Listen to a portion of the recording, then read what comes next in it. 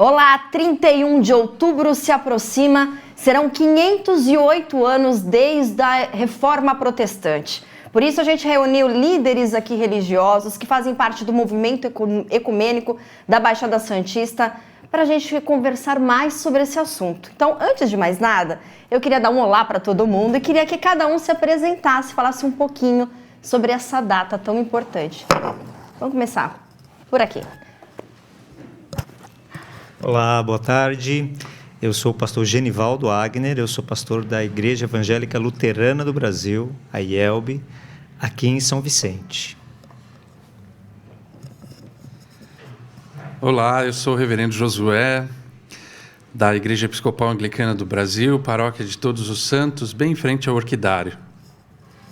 Vamos girar o microfone.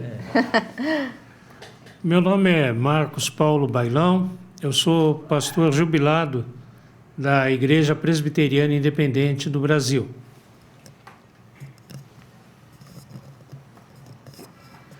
Olá, eu sou o Padre Adriano, sou da Igreja Católica Apostólica Romana e estamos aqui para este momento de bate-papo.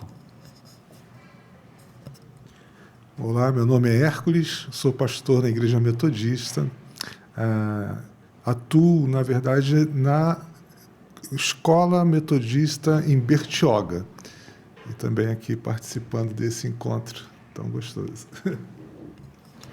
Olá, eu sou o Felipe, pastor da Igreja Evangélica de Confissão Luterana no Brasil, ISLB, paróquia aqui em Santos. Estou muito feliz por esse momento, por esse bate-papo, aos colegas aí que se juntaram a nós para conversar um pouquinho, também a Adriana que vai conduzir esse momento, para a gente conversar um pouquinho sobre esse evento aí tão importante que a gente tem pela frente, os 508 anos da Reforma Protestante. Muito tempo, né? Tem muita história por aqui, por isso que a gente reuniu esses representantes, líderes religiosos que têm muita história para contar, muita experiência, muita vivência. E por isso, antes de mais nada, eu queria que para que todo mundo entendesse, está nos assistindo aí, o que foi a Reforma Protestante e quais os efeitos, né, que ela trouxe para a Igreja Católica e para as demais religiões. Vamos começar com o Felipe? Pode ser? Já de cara comigo? De cara. Justo eu. Pode sim. Bom, a Reforma Protestante ela foi um movimento do século XVI, quando o nosso reformador Martim Lutero, que era um monge agostiniano, católico, ele propôs algumas reformas para a igreja, né? Sem o interesse de fundar uma nova igreja, sem o interesse de causar algum tipo de confusão ou mal-estar, ele percebeu algumas práticas na igreja da época, especialmente no que diz respeito à venda das indulgências, que era uma prática comum daquela época, e no seu labor com as escrituras, ele era um grande estudioso da Bíblia. Ele redescobriu algumas verdades que haviam sido talvez esquecidas ou pouco praticadas até então, como foi o tema da salvação por graça e fé. Então ele descobriu que o perdão dos pecados, a salvação, a gente não tem como nós comprarmos isso, não tem como a gente negociar com Deus, mas é um presente que nós recebemos de Deus de graça e acolhemos isso pela fé através do sacrifício de Jesus Cristo. E no cenário daquela época ele propôs essas mudanças justamente para fazer com que a igreja voltasse ao centro que era a Bíblia, a palavra de Deus. E naquele momento não foi muito bem acolhido, não foi muito bem aceito, e surgiu então esse movimento da Reforma Protestante quando algumas pessoas começaram a dar ouvidos para Martim Lutero, para suas ideias, e começaram a se reunir então em novas comunidades, ou até em comunidades que até então eram católicas, mas que aderiram às ideias e aos pensamentos do reformador Martim Lutero, e nós temos então esse movimento da Reforma Protestante que dividiu a história entre antes e depois por conta dessa interpretação que Lutero trouxe, dessa vivência que ele trouxe. Meu outro colega luterano pode acrescentar alguma coisa também. Por favor. Inclusive, Martim Lutero foi figura central nesse movimento, né, da Reforma Protestante. Ele foi a figura central, e o pastor Felipe falou antes de venda de indulgências, né, que na verdade eram quase não, mas eram cartas que garantiam a salvação para as pessoas, ou aparentemente eram ensinadas dessa forma, que garantiam a salvação para as pessoas que pagavam por essas cartas de indulgência. Então, isso transformou-se num grande comércio, assim, né, naquele tempo. E Lutero, um estudioso da Bíblia, redescobriu, né, ele não descobriu nada novo, mas redescobriu aquilo que diz lá em Romanos 1,17, que o ser humano, que a pessoa, que o homem é justificado pela fé. E a partir desse ponto, né, dessa redescoberta, é que ele se encorajou também e teve coragem e a audácia de confrontar essas ideias, né? Então, a ideia principal dele nunca foi vamos aqui fundar uma nova igreja. Ele quis só consertar aquilo que ele percebia que estava com problema naquele tempo, que tinha algum tipo de dificuldade até para as pessoas, né, de entendimento, com relação à salvação, principalmente. Então, a ideia dele foi, vamos trazer isso aqui de volta, vamos trazer à tona de novo o evangelho da salvação pela graça, que o ser humano é salvo, que o homem é salvo pela fé, e isso vem de Deus e não daquilo que o homem poderia fazer. Então, essa coragem que ele teve também de enfrentar o sistema e enfrentar toda a igreja com a redescoberta do evangelho é que faz com que essa data seja tão importante e tão significativa para todas as igrejas do mundo, né? Inclusive para a Igreja Católica também, né? A partir desse movimento, provavelmente, né, ela reviu alguns conceitos, algumas ideias com o tempo, a partir também desse movimento da Reforma, né? Costurando essa ideia, eu queria que alguém até se manifestasse o que a Reforma Protestante trouxe de benefício para a Igreja Católica, por exemplo.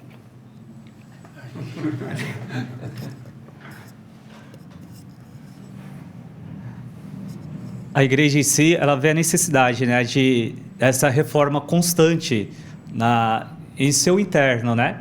E isso é necessário a todos os tempos, na história em si, ver como que a igreja tem mudado até o dia de hoje.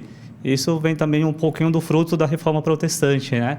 A partir também, principalmente com o Concílio Vaticano II, que a igreja tem se aberto cada vez mais, e a partir do Concílio Vaticano II que as portas foram abertas para também estar dentro desse movimento ecumênico.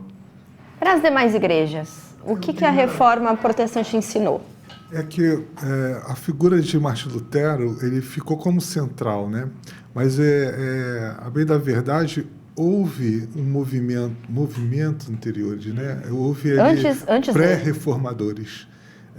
Ou seja, essa incomodação que estava em Lutero, ela já circulava. Já circulava nas comunidades, e algumas figuras, esse movimento aparecia e desaparecia de acordo com a força, né, que existia ali na época para segurar as coisas como eram, né? Mas o Martim Lutero, ele era a pessoa certa no lugar certo, na hora certa, no tempo certo, né? Uhum. Então, acabou que a figura central ficou ali. Fortalecida, né? Ele fortaleceu o movimento, digamos assim. Exato. E essa questão, né, de mudanças, de rever, de estar sempre em movimento de reforma, né? A Igreja Reformada sempre reformando, era um lema, né? Grita até hoje como um desafio para nós. Quer complementar? Eu gostaria de falar sobre esse lema que ele acabou de dizer, porque eu acho que é muito caro para todas as igrejas do movimento da Reforma, né? Essa perspectiva de estar sempre se olhando novamente e revisando suas bases, né? Confesso, Adriana, que me incomoda um pouco a gente estar numa roda majoritariamente masculina aqui, né? E essa é uma das razões pelas quais muitas das nossas igrejas têm se reformado, né? Eu falo pela Igreja Anglicana, que há pouco mais de 50 anos tem ordenado também mulheres ao sacerdócio em várias partes do mundo, né? E agora, muito recentemente, a liderança maior da nossa igreja, que é o arcebispo de Cantuária, foi nomeado a primeira mulher, né, Olha que notícia boa. em séculos e séculos de igreja, né? Então, o que nos dá muito orgulho. Mas isso faz parte do olhar reformador, de olhar para as situações internas da igreja, para aquilo que Deus vem falando através da sociedade, através da cultura. Somos iguais perante a Deus, né? Exato. Então, a gente vai atendendo esse clamor, né, de Deus que nos interpela, e vamos reformando a igreja, né? Algumas com mais protagonismo, outras vêm depois, mas enfim, é um movimento, é um movimento que vai acontecendo, né? E eu acho que, muito certamente, em alguns anos, as nossas lideranças também serão femininas aqui na cidade também, e que bom que sejam, né? Esperamos que sejam, né? Muito bem observado, e nós esperamos também, eu espero ver também mais mulheres aqui nesse debate. Sobre educação, o que a reforma protestante trouxe para a educação? Quem pode responder? A gente tem que entender que a reforma protestante, ela não é um movimento que aconteceu à parte do mundo. Ela é fruto da sua época, né? O mundo estava passando por uma profunda transformação, de coisas muito importantes acontecendo, né? E a reforma protestante veio nessa corrente. Não só Lutero, mas também outro reformador muito importante, Calvino, que atuou na região de Genebra, trouxe uma tradição muito grande de acolher, inclusive, pessoas que na época eram perseguidas porque desenvolviam pesquisas científicas e coisas que na época assustavam. Até tem um caso negativo com relação a Calvino, em relação a Miguel de Serveto, né? Que a gente não gosta muito de lembrar, mas também tem que entender isso dentro da sua época, dentro do seu contexto. Mas a reforma trouxe esse caráter. E não só em educação especificamente, mas, por exemplo, Lutero, muitas vezes não se fala nisso, ele é um dos responsáveis pela padronização da língua oficial alemã, né? Porque existiam vários dialetos alemães e ele, para traduzir a Bíblia para o alemão, ele praticamente faz uma amálgama ali que se torna o idioma alemão oficial. E outros reformadores, outras pessoas também influenciaram muito e trouxeram muitas contribuições nisso. O próprio chamado pai da pedagogia é filho de um pastor presbiteriano ou calvinista, né? O que também traz esse caráter da reforma nesse sentido. Alguém quer complementar? Bom, eu ia dizer, só complementando o que o pastor Bailão estava falando, que há um redescobrimento da leitura da Bíblia. Só que as pessoas não sabem ler.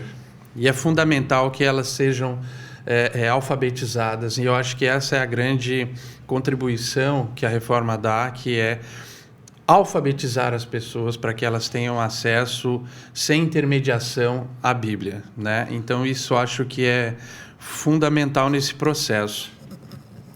Justamente isso, né? Eu até ousaria dizer que um dos pais da educação inclusiva também foi Lutero, porque ele insistia que meninos e meninas aprendessem a ler, no sentido de promover até uma liberdade de pensamento. A democratização. Exato. Ninguém precisa pensar por você. Você pode ter a liberdade de ter acesso à escritura, ler, se nutrir dela, nutrir a sua fé com a leitura bíblica e perceber aquilo que a palavra de Deus diz para você. Então, esse movimento da reforma, ele é muito importante no processo de educação, porque ele faz com que as pessoas fossem alfabetizadas, como o reverendo Josué coloca. Inclusivo, exatamente.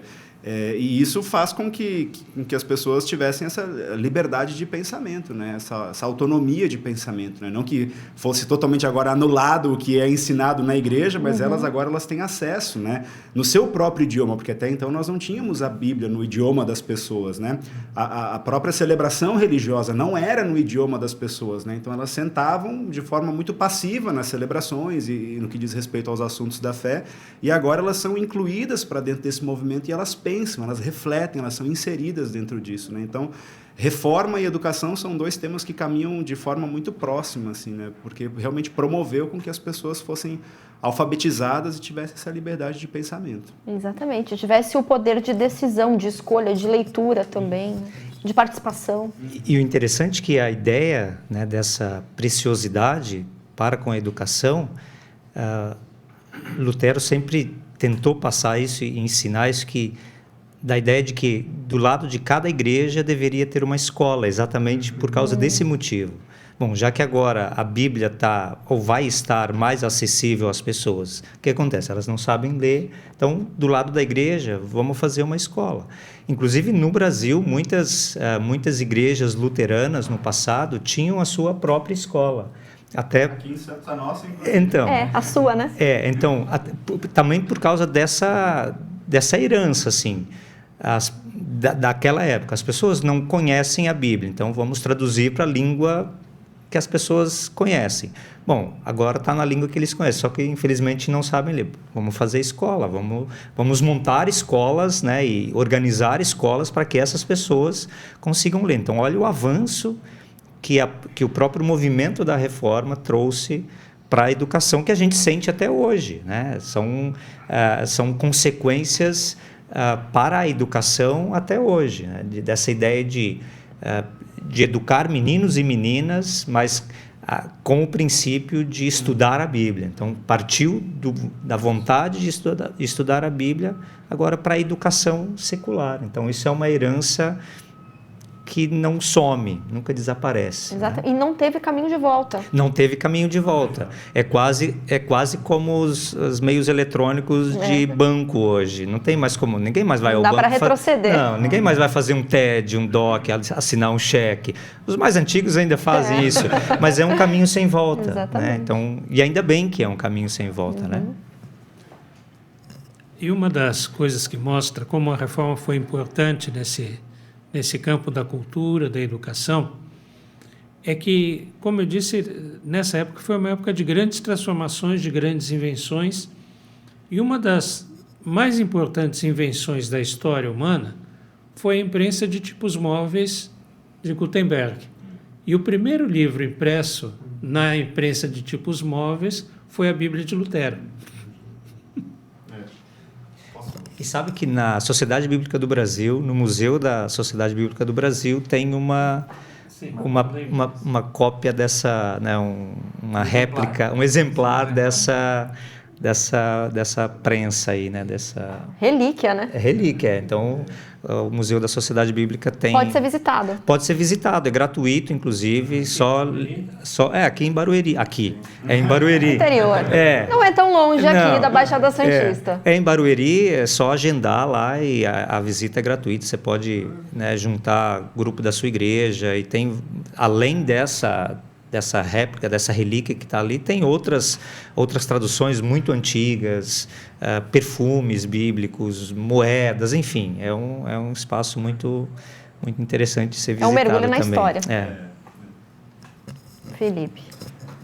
Adriana, tu deixar assim a bola quicando, todo mundo vai querer falar. Com certeza. Mas esse é o propósito, né? Cada um dá a sua impressão. A hora que for para cortar a gente, você corta, tá? Mas o reverendo Bailão trouxe o aspecto da cultura, né?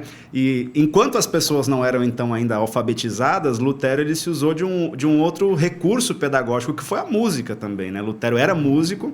Então ele pensava, como é que eu vou ensinar o conteúdo da fé para essas pessoas enquanto elas não sabem ler? Vou escrever música, porque a música a gente grava melhor, né? E é universal. O problema da música é que as músicas do Lutero eram grandes. 10 estrofes de música, 11 estrofes de música. O grupo de música lá da igreja, quando eu falo, vai ter música do Lutero. Vai demorar 1h30 o culto, então, o pessoal fala, né? Porque são hinos longos, mas ele usou desse recurso pedagógico para quê? Para ensinar bons conteúdos, para ensinar a fé.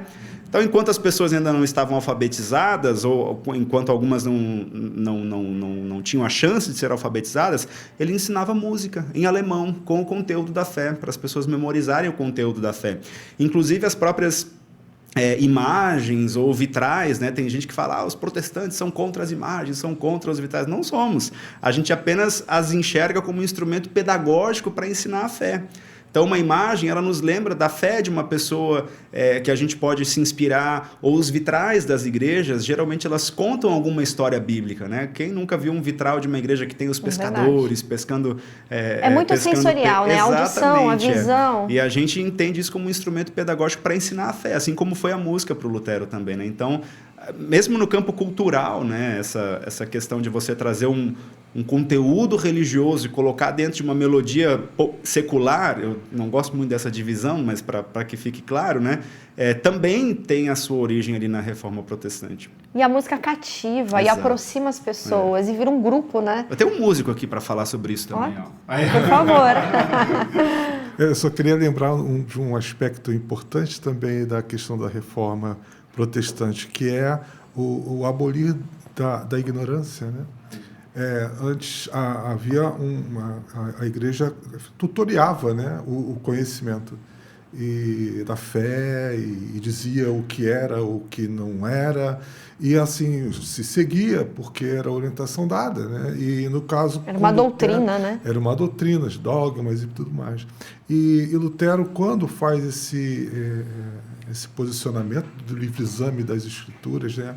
E para isso precisa saber ler, e para isso precisa ser educado, e para isso desenvolve o conhecimento, visão crítica, então, legal, há uma liberdade, né? A massa não é tão manipulada, digamos assim. Então, e assim, e sempre isso vai funcionar nas sociedades como movimentos que eles se lançam e eles se encolhem, e depois se lançam de novo e é uma onda, né? É uma onda. Então, hoje em dia nós temos assim o que mais se usa hoje é comunicação. Tudo é comunicação, né? E só que também veio as fake news, né? Esse é um o nome problema. diferentinho para falar de mentira, né? Que é antiga. Né? Então, assim, por isso que o desafio da reforma continua para a gente hoje, a cada dia, procurando, né? Essa renovação, essa nova visão, esse averiguar essa questão da religião, não apenas como uma representação institucional mas uma vivência pessoal da fé, né? É o que a gente uma chama linda hoje, definição. É o que a gente chama hoje de espiritualidade. Exatamente. Né? Isso não é propriedade de instituição, isso é propriedade humana. Né? E a Reforma Protestante faz também uma outra leitura, que a gente enxergue uma outra leitura, que foi a união dos povos também, porque nas diferenças acabam que todos ficam unidos, não só nas causas de educação, mas religiosas, claro, mas sociais também. Houve uma soma, né, depois da Reforma Protestante. Vocês, como líderes religiosos, o que vocês poderiam trazer nesse sentido, essa reflexão? Porque não houve uma união apenas para a educação, houve também ações sociais, onde as igrejas todas se reúnem, vocês que representam um grupo ecumênico, né? Bem, eu acho que há dois momentos. Primeiro uma desunião e depois uma união. Por quê? Porque o pastor aqui já lembrou bem, antes da reforma tiveram pré-reformadores, né? Foi um movimento que foi sustentando aquilo que sem depois força. Se transformou na reforma. Mas a reforma, ela foi, na verdade, uma soma de vários movimentos. Você tem a reforma na Alemanha com Lutero, mas você também tem uma outra reforma na Alemanha com Mintzer, né? Você também tem uma reforma na Inglaterra com Thomas Cranmer, mas você também tem uma reforma com John Knox na Escócia. Então são vários movimentos acontecendo e alguns deles bastante distintos, independentes, alguns deles antagônicos, paradoxais. Então, há um movimento assim, de muita dilatação dessa reforma, várias reformas acontecendo com pontos de vistas, às vezes, divergentes e outros convergentes. Em determinado momento, esse esse paradoxo para de avolumar e ele então começa a gerar um ambiente de diálogo. Que aí então surge o movimento ecumênico contemporâneo, né? E nós estamos aqui justamente hoje sentados numa mesa, ao redor dessa mesa, justamente pelas contribuições que a reforma deu para a sociedade. E, claro, nós todos sabemos quais são as diferenças que temos e também as aproximações, nós também sabemos disso. E nós conseguimos dialogar pacificamente, buscando estas pontes, né? E hoje eu acho que mais do que nunca o movimento ecumênico no mundo, ele é uma referência importante para a busca e o diálogo pela paz, né? Em muitas sociedades, em muitas culturas, em muitas nações, são movimentos ecumênicos que, nas bases da sociedade, que são as comunidades de fé, né? Acabam buscando que determinadas lutas e conflitos naquela sociedade sejam dissipados justamente com um discurso que é muito mais amplo, que é o discurso do amor, né? E que eu acho que todas as nossas comunidades aqui pregam, né? Então, eu acho que esse é um valor fundamental, não apenas cristão, mas um valor humano, né? Então, acho que essa é uma contribuição importante no dia de hoje, né?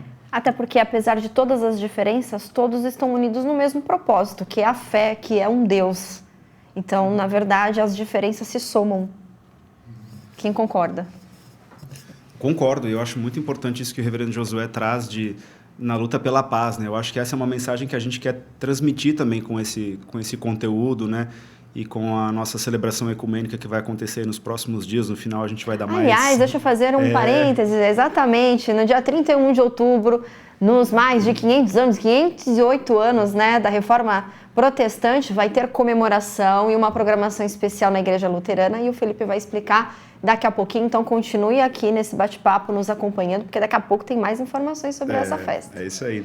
E eu lembro de uma frase de Lutero, né, diante desse... Porque também na época de Lutero existiam guerras, né? Uhum. E a gente vive hoje tempo em que muitas pessoas sofrem por conta das guerras, né? Isso não é não queremos fazer dessa pauta lado A ou B, se tem guerra, está errado, não deveria ter guerra, né?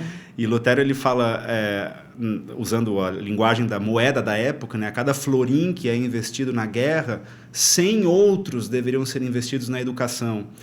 Ou seja, quando a gente investe naquilo que transforma a humanidade, ele acreditava que era educação, a gente pode colher, talvez... Não nessa geração, talvez numa próxima a gente pode colher frutos diferentes, né?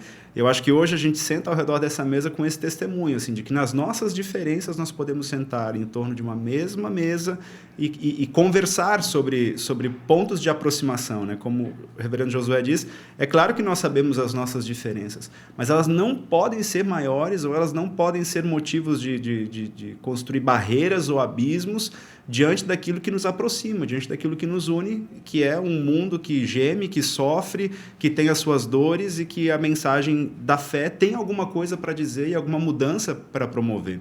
E isso nos une, né? Eu acho que isso é muito, muito interessante a gente deixar claro e partilhar isso com quem nos ouve nesse momento também. Com certeza, e vocês representam uma ruptura da intolerância que a gente cada vez mais vê crescendo, infelizmente, né? E quando a gente perde essa capacidade de conversar com alguém que pensa diferente de mim, ou que pratica uma fé, uma política, o que quer que seja, diferente daquela que eu acredito que seja correta, quando eu perco essa capacidade de conviver e de conversar com pessoas desse jeito, né, dessa forma, eu perco tudo, na verdade. Eu perco a minha humanidade, inclusive, de entender que nem todo mundo vai pensar como eu, que nem todo mundo vai falar como eu, vai ensinar como eu ensino, né? E a gente não pode perder essa capacidade, né, de conversar. A gente sabe as nossas, né, foi já dito aqui, nós sabemos as diferenças doutrinárias das nossas igrejas, as quais a gente pastoreia. Mas isso não impede da gente sentar, conversar, e não só aqui até poderia ser, vamos combinar a gente chegar lá e conversar, né? Ninguém se ofende, todo mundo se respeita, mas quantos encontros a gente já teve em cafés, por exemplo, para tomar um café da tarde, né? Conversar a respeito de assuntos importantes. Então, essa capacidade que nós queremos testemunhar de conseguir conversar com quem pensa diferente de mim nos mais diversos aspectos é imprescindível. A gente não pode deixar isso ir pelo ralo, sabe? Nós não podemos permitir que essa falta de convivência e de conversa com outras pessoas afastem, né, uns aos outros, né? Deus é universal, né? Onipotente, onipresente, é universal. E uma coisa que estava aqui lembrando, quando se falava principalmente de intolerância e do que, também lembrando o ambiente que a gente vive, de muitas disputas e que envolvem fé e política no nosso país. Politização. Como? É um mundo muito politizado. Muito, né? muito politizado e muito religioso. Né? Desculpe. Pegadinha. Né? Mas foi justamente por conta das diferenças religiosas, se não me engano, nos Estados Unidos, que se concentraram, porque na Europa, antes da colonização da América, cada estado, cada país praticamente adotava uma igreja, não é? Quando vieram para a América, principalmente nos Estados Unidos, houve uma mistura de muitas igrejas. E aí ficou uma situação, qual vai ser a igreja oficial? E aí surgiu uma ideia brilhante, a separação da igreja do Estado. Né? Então, igreja, fé, tem o seu espaço na sociedade, mas ela não manda no Estado. Ela se separa do Estado. Eu queria lembrar também de quase que um provérbio, né, do Conselho Mundial de Igrejas, que diz assim, doutrina divide, serviço une. Né? Então, é algo muito falado nos meios ecumênicos do Conselho Mundial de Igrejas, e eu acho que realmente, quando a gente senta para discutir pontos que às vezes a gente não consegue convergir e não haverão convergência, a gente fica só fazendo os processos difíceis de dor e de afastamento. Mas quando a gente se une para trabalhar juntos, né, a gente percebe que a gente não tem dificuldade alguma, né, de fazer uma ação social, de fazer algum movimento, né, seja pela paz, seja pelo bem-estar da população, seja pela cultura, seja pela educação, seja pelo que for. Por quê? Porque o serviço nos une. Né? Então, acho que esse é algo muito importante. Papa Leão, recentemente, ele falou que é necessário construir pontes, né? Essa ponte de fraternidade, essa ponte de serviço, essa ponte de diálogo, né? Procurar aquilo que realmente nos une. E isso também é uma ponte de buscar um bem melhor para a nossa casa comum, né? Para toda a sociedade, ao invés de estar um falando mal do outro, ao invés de estar em guerras, né? Como irmãos, procuramos essa unidade, né? Essa unidade em Cristo. Exatamente, muito bem lembrado. Agora, a herança do credo niceno, que completa 1.700 anos, é bom a gente lembrar, né? Das igrejas reformadas, como é que elas se relacionam com isso? Bem, eu acho que já foi bastante falado que o movimento de reforma não é um movimento que funda a igreja, né? Ele é um movimento que reflete as bases da igreja, mas que ele recebe uma herança, uma história, né? Todo um legado de cristianismo que vem muito antes, que vem desde o período apostólico, né? E lá nos primeiros séculos houveram vários concílios ecumênicos, a forma como eles eram chamados, e esses concílios publicavam, né, declarações de fé. E essas declarações de fé são o que nós chamamos de credos, né? Talvez os mais importantes para nós são apostólico e o niceno, que é esse que este ano completa 1.700 anos, né? Onde eles têm as doutrinas básicas e fundamentais para todas as nossas confissões religiosas.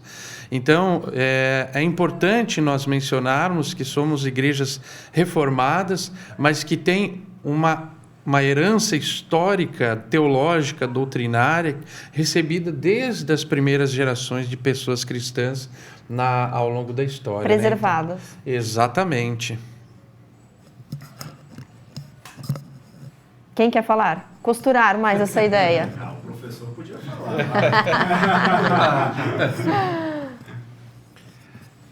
Na verdade, se a gente olha as nossas igrejas de hoje, né? Eu estava até aqui pensando, a minha igreja não é a igreja de Calvino do século XVI. A sua igreja não é a igreja de Lutero do século XVI, nem a sua, porque é uma caminhada histórica. Hoje nós estamos 500 anos depois. A própria Igreja Católica. A própria Igreja Católica não é a mesma. Né? Só que nós não abandonamos a nossa história. Nós trazemos, carregamos essa herança. E o credo niceno, como tudo que foi discutido no primeiro século, como os pais apostólicos, a teologia medieval que precede a reforma, é uma herança que nós não descartamos, não podemos jogar fora simplesmente. Pelo contrário, é rica, faz parte da nossa vida. E hoje nós estamos construindo uma igreja que é diferente daquelas, mas que é a igreja do nosso tempo, trazendo essa herança, mas vivendo o nosso tempo. E o credo niceno está nessa herança e é uma preciosa peça dessa herança que nós recebemos. Adriana, tem uma expressão muito interessante entre nós, muito usada, chamada tradição. Essa palavra é usada por todos nós aqui, às vezes com diferentes nuances, mas é uma palavra muito utilizada. E essa palavra, ela vem do esporte. É aquela corrida que nós temos hoje, que cada atleta entrega o bastão para um outro continuar outro percurso. Aquele bastão, nas antigas Olimpíadas gregas, chamava-se traditio.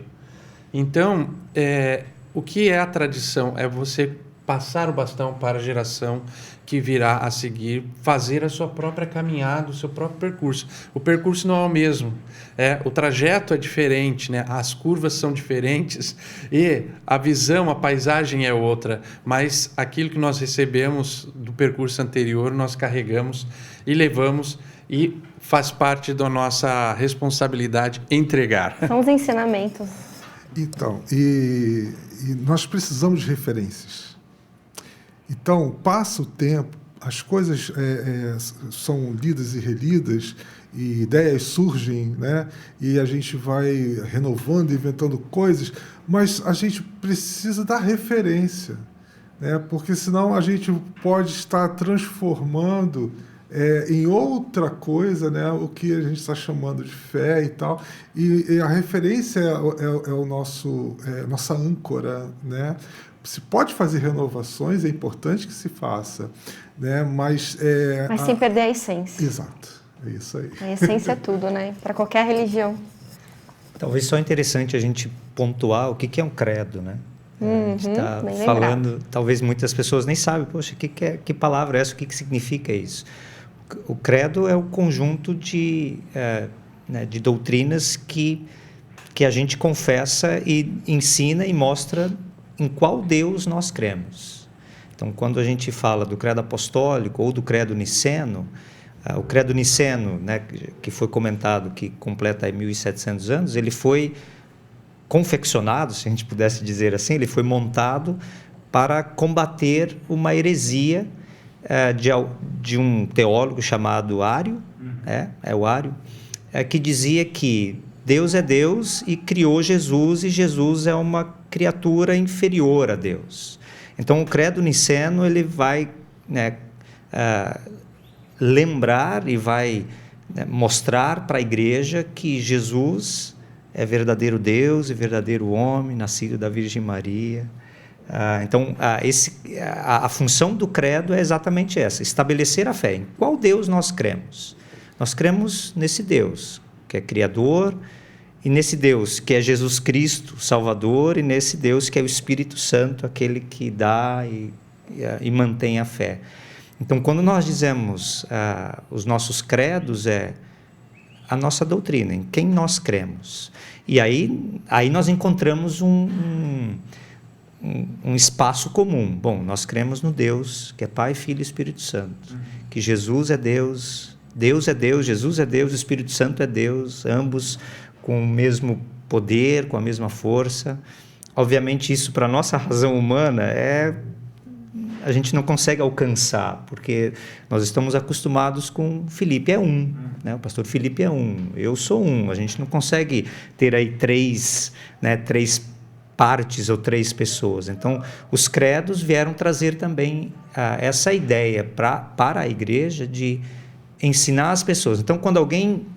Eu costumo ensinar, por exemplo, os adolescentes, se alguém perguntar para vocês em que Deus você crê, recita o credo apostólico para ele. Que ali vai estar... aquele ali é o teu Deus. Resumido, é um resumo da fé cristã. Ponto.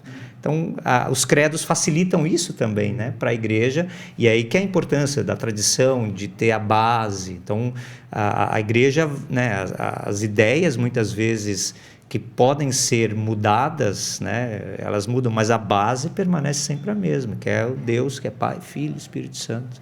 Então, os credos são importantes para isso, e talvez não. Por causa disso, também, os 1700 anos do Credo Niceno é uma data importante de lembrar que a igreja se reuniu para combater um ensino que dizia que Jesus não é Deus, né? E aí, né, acabam ensinando para toda a igreja, sim, Jesus é Deus, como o Espírito Santo é Deus, e isso faz parte da nossa fé, né, da nossa doutrina de confiança e de fé, né? Falando de passado, a gente precisa honrar o passado para entender o presente, a gente precisa olhar para trás, né? Para o retrovisor, para ver o que já aconteceu, para preservar o que precisa, para refazer ou tomar outras rotas, né? Digamos assim, mas a gente tem que honrar o passado. Quantas lutas, por exemplo, imagina a dificuldade dos... a gente está falando da reforma, de Martinho Lutero, dos pré-reformadores, né?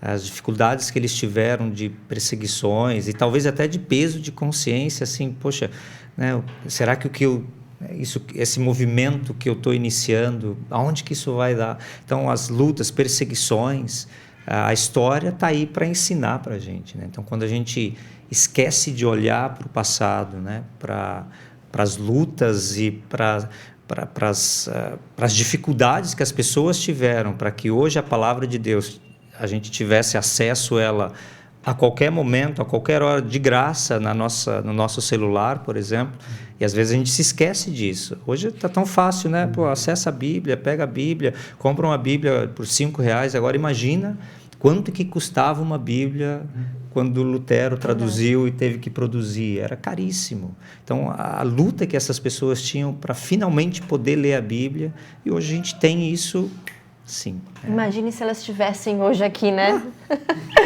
Olhando para essa reforma toda, para essa mudança.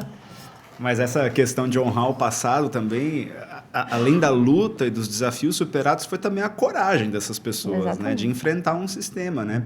Eu acho que essa coragem deveria nos inspirar hoje, quando a gente está diante de um mundo com tantos abismos que separam pessoas, que separam até famílias, né? De posições políticas que faz com que a gente não consiga mais se aproximar, dialogar. Eu acho que essa coragem dos reformadores, ela deveria nos inspirar, né? Eu lembro que em algum momento Lutero foi convidado a se retratar daquilo que ele estava dizendo, e ele diz, olha, a menos que me convença pela escritura que eu estou errado, eu não vou me retratar. Imagina se você vai dizer isso diante da autoridade máxima que existia na época, né? Então, essa coragem de também denunciar as injustiças ou aquilo que está errado, aquilo que precisa ser diferente, para a gente construir um mundo melhor, um mundo mais humano, um mundo mais digno para todas as pessoas, eu acho que também nos inspira, assim, da gente não se deixar, da gente não se levar pelo espírito da época, mas por convicção de fé, lutar por dignidade, por justiça, por paz, e dizer, olha, aqui realmente está errado, a gente pode fazer diferente, né? essa coragem que eles tiveram também, eu acho que nos inspira, que é algo que a história nos deixa de herança também, né? É verdade. Eu digo assim, a etimologia da palavra coragem, se você separar, você vai colocar uma cor a uma ação. Então, é bem isso, né? E aí eu queria aproveitar, já que o Felipe estava com o microfone, antes da gente encerrar, porque eu quero que cada um de vocês também se coloque, se posicionem e passe uma ideia para você que está nos ouvindo nesse encontro tão especial com líderes religiosos que representam o movimento ecumênico aqui na Baixada Santista. Eu quero, Felipe, que você fale da programação que vai ter dia 31 de outubro, em homenagem aos 508 anos da Reforma Protestante. O que vai ter na Igreja Luterana? Eu vou convidar o meu colega luterano de São Vicente para falar, porque vai ser na igreja dele. Na igreja dele, é verdade. Ele vai saber falar melhor do que eu. Muito bem. Então, todos os anos, né, a gente tenta programar alguma coisa em datas especiais. Não tem problema, porque Desculpa. isso acontece em qualquer programação. É o meu alarme de de levar meu filho para a escola. Olha Eu esqueci lá. de desativar. Perdão. Então, ano passado nós tivemos um evento da Reforma, e aí foi na igreja do pastor Felipe. Então, esse ano, o 31 de outubro, a gente vai ter um evento lá na igreja da Reforma. Começa às 20 horas, na Igreja Luterana de São Vicente, que fica na rua Caminho dos Barreiros 156. Tem estacionamento no local. Quem vai de transporte público, a estação do VLT fica a uns 100 metros da igreja, então é bem fácil o acesso. Então, nós vamos ter um café também para quem chegar. Podem chegar um pouquinho antes, isso. Podem chegar às 19h30, para nós iniciarmos, então, às 20 horas, para marcar esse dia importante também, né? Então, penso que marcar dias importantes no próprio dia é muito mais significativo. A gente poderia fazer o culto da Reforma, o evento da Reforma, domingo, dia 26, era muito mais prático, domingo de manhã ou sábado à noite. 31 de outubro é uma sexta-feira. Poxa, mas tem que ser... É importante, é interessante, né, nós marcarmos um dia, ou o dia da Reforma Protestante, da Reforma Luterana, com esse evento. Então, 31 de outubro, às 20 horas, na Igreja Luterana ali de São Vicente, Rua Caminho dos Barreiros 156. Todo mundo está convidado. Eu acho que grande parte dos que estão aqui estarão presentes e a gente espera convidados e visitantes. E você está convidada também. Muito obrigada. E você que está nos acompanhando também, né? Exatamente. Todo mundo, convite feito. Todo mundo convidado para estar presencialmente lá no dia 31 de outubro. Eu acho que aqui foi uma aula aberta, né? Principalmente para falar sobre o início da Reforma Protestante, o posicionamento do Lutero, tudo o que aconteceu de lá para cá. E para finalizar esse conteúdo que é super relevante e serve para muita gente ver e rever, inclusive passar para os seus filhos, isso é muito importante porque disseminar conhecimento é fundamental, eu queria que antes de encerrar, cada um de vocês passasse uma mensagem sobre a importância da Reforma Protestante, apesar de que cada um já disse aqui, mas nos dias atuais, daqui para frente, perpetuar esses conhecimentos para as novas gerações, o que fica e o que é importante a gente continuar. Eu vou começar que vai ser mais fácil depois falar antes de todo mundo. Para mim, o que fica da Reforma Protestante como algo relevante entre tantos outros aspectos que foram citados aqui é a importância da Escritura Sagrada, da Bíblia, né? Na Igreja Luterana a gente tem 3 solas, né? Somente pela fé, somente pela graça e somente pela Escritura. Ou seja, é ali que Deus se revela a nós, ali que Deus fala conosco, né? Então, permanecer firme e fiel à Escritura Sagrada, que não é antiga, que não é ultrapassada, mas ela continua sempre atual, sempre a mesma. Então, não só para a igreja, evidentemente, a gente espera que para a igreja permanecer na Escritura é o princípio básico, mas até para o cristão individualmente, né?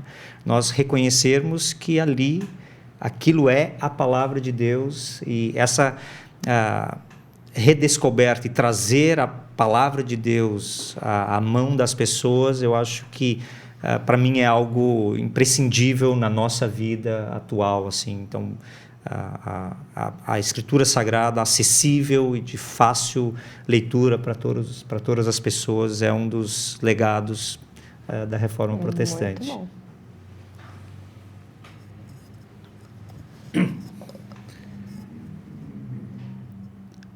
O meu colega luterano falou aqui da Bíblia. E, sem dúvida nenhuma, a Bíblia, para a Reforma, foi um dos pontos centrais. Desculpe. Mas eu gostaria de chamar a atenção para um outro aspecto. Os reformadores e todos os participantes, não somente aqueles líderes, mas também o povo que participou da reforma, foram pessoas que buscaram não desprezar a tradição que vinha, mas viver a sua fé no seu tempo. E acredito que isso é uma coisa extremamente importante. Temos a coragem de testemunhar o Evangelho no nosso tempo.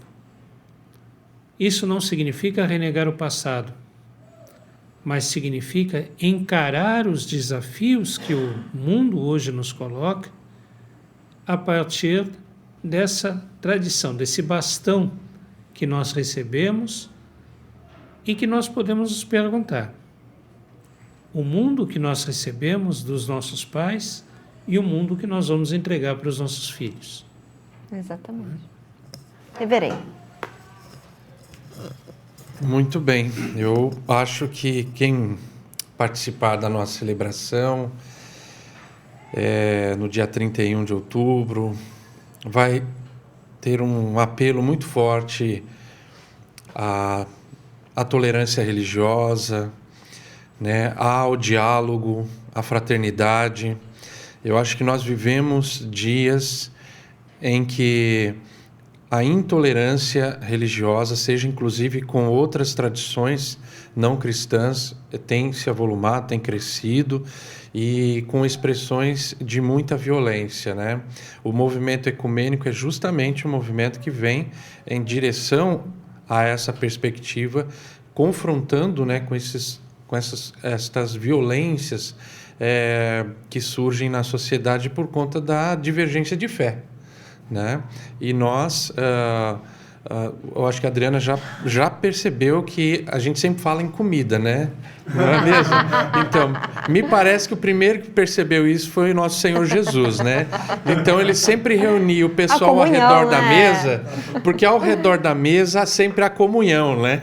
Então, acho que nós precisamos nos reunir para comermos juntos, né? Para cearmos juntos, participar, porque eu acho que ao redor da mesa da comunhão a gente não briga pelo pão, né? A gente reparte o pão. Então, eu acho que esse é um dos apelos muito fortes que o 31 de outubro trará quem for participar. Para cear, para participar, mas também para orar juntos, né? Isso é muito importante para a nossa tradição. Cada um também, claro, com a sua identidade, sem perder a sua identidade. Eu estava lembrando do Papa Francisco, ele dizia assim, que diante do martírio não se pergunta qual é a sua denominação. Se pergunta, passa a simplesmente ser um cristão e você já é martirizado. Então, é isso também, né, que significa para cada um de nós. Exatamente, muito bom. Um aspecto que eu gosto muito de frisar é a graça, né? E a reforma traz essa marca, né, para nossas vidas, né? A graça de Deus, que é esse favor que ninguém mereceu, né? Ninguém fez nada para merecer, é uma dádiva de Deus, nós recebemos. E enquanto psicólogo, eu também sou psicólogo, eu junguiano, inclusive, então a gente, ao estudar, ao ler sobre a questão da psique, a gente se depara com que tudo que é necessário para o ser humano viver Deus colocou em nós. Né? Não há nada fora que melhore o que está. O que Deus fez aqui, que está dentro de nós. Então, essa fé, essa vida que Deus nos deu e essa fé que está plantada em nós, não é algo que se precisa acreditar, se precisa se apropriar. Ela está aí. Sentir. Né? É isso aí, se apropria, ela é sua, né? Viva. Esse é o desafio. Caramba, vocês me deixaram com a primeira Depois de e última tantas palavra. reflexões e depoimentos. Próxima vez eu vou sentar em outro lugar aqui, não gostei de sentar na ponta. Mas a gente falou muita coisa da reforma protestante, muitas histórias bonitas, muitos legados bonitos, mas teve muita dor também nesse processo todo. A gente se feriu muito, a gente se machucou muito, né? Oportunamente, tanto lembro da ocasião do Papa Francisco, quanto também luteranos, pediram perdão mutuamente pelas dores causadas, pelas feridas causadas, pelo conduzir do processo. Não foi questionada a necessidade do processo, mas a condução do processo, né? E acho que como palavra final eu quero lembrar assim que uma opinião diferente não é uma afronta. A gente hoje encara uma opinião diferente como uma afronta e a gente se machuca, porque o outro pensa diferente, então eu me sinto no direito de ir contra, mas com violência, com palavras duras, com intolerância, e a gente pode conviver nas nossas diferenças, nas nossas divergências. Então, se tem uma mensagem que eu gostaria que o nosso ouvinte levasse, é essa. Eu posso não concordar com algumas coisas, isso é do ser humano, isso faz parte da nossa liberdade, mas eu vou respeitar o outro, né? E eu vou procurar conviver de forma pacífica, né? Porque uma opinião diferente, ela não é uma afronta, ela não deveria ser encarada como uma afronta, mas como até uma oportunidade de autorreflexão, né? Aquilo que me incomoda tanto no outro diz muito sobre mim mesmo, né, psicólogo? Exatamente.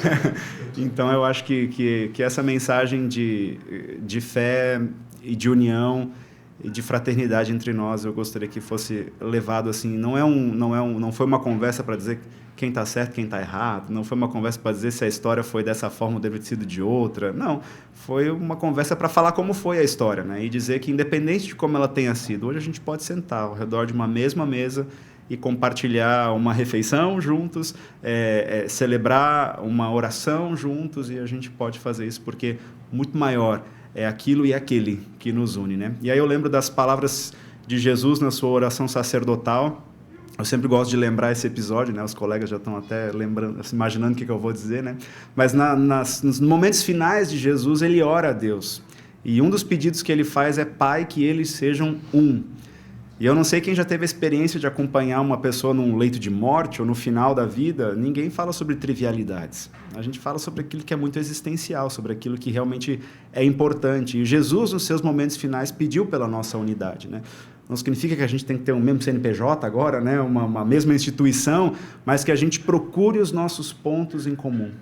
E eu acho que isso é um pedido de Jesus e é algo que a gente pode observar e a gente pode seguir. Que a gente aprenda a se respeitar, a se tolerar, a se amar e conviver com as nossas diferenças. Isso não é afronta para ninguém. E eu espero vocês todos, e também quem nos ouve, então dia 31, a partir das 19h30 vai ter comida, né? Vai ter um café e vai ter então a celebração às 20 horas. Isso aí. E essas reflexões que nos tornem cada vez mais humanos, porque somos humanos e é na imperfeição das coisas que tudo torna-se perfeito. Essas diferenças nos unem também com respeito e fé, principalmente. Eu acho que a gente não pode esquecer dessa essência, somos todos humanos, somos todos um, apesar das nossas diferenças. E que bom quando a gente aprende com o outro uma opinião diferente, um ponto de vista diferente, faz-nos refletir também. Aliás, a Bíblia ela foi mais acessível e tornou mais acessível essa democratização depois da reforma tributária, justamente por isso, né? Porque fez o ser humano pensar melhor, todos pensarmos melhor. O importante é a gente acabar com a intolerância, esse clima de guerra, essa falta de respeito, que só provoca a desunião, e a desunião destrói, impede com que a gente evolua, inclusive, construa um futuro melhor para os nossos filhos. Então que fica aí essa reflexão. Muito obrigada pela participação de todos vocês. E muito obrigado também a você, Adriana, por ter topado conduzir essa conversa. E a gente ficou muito feliz que foi você, com toda a sua gentileza e sabedoria. Muito obrigado por ter topado o desafio. Eu que agradeço. Para mim é uma honra e eu acho que a gente tem que cada vez mais disseminar conteúdos bons, né? Olhar para a nossa história, entender o presente e criar um ambiente muito melhor para os nossos filhos. Eu tenho filho e quero um futuro melhor para eles e para os meus netos, que virão com certeza, se Deus quiser. Muito obrigada a você que nos acompanha. Pode ver e rever esse conteúdo. E não esqueçam do dia 31, então, de outubro, os 508 anos da Reforma Protestante, que vai ser celebrado ali na Igreja Luterana em São Vicente. Beijo para todo mundo. Obrigada.